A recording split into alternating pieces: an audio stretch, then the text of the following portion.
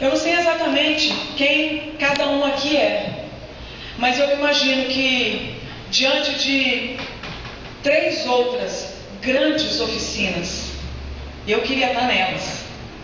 E você ter, por alguma razão, optado estar aqui, eu imagino que você deva ter alguma coisa gritando no seu coração, algum peso que você possa estar carregando quando o assunto é sexualidade. Não é verdade?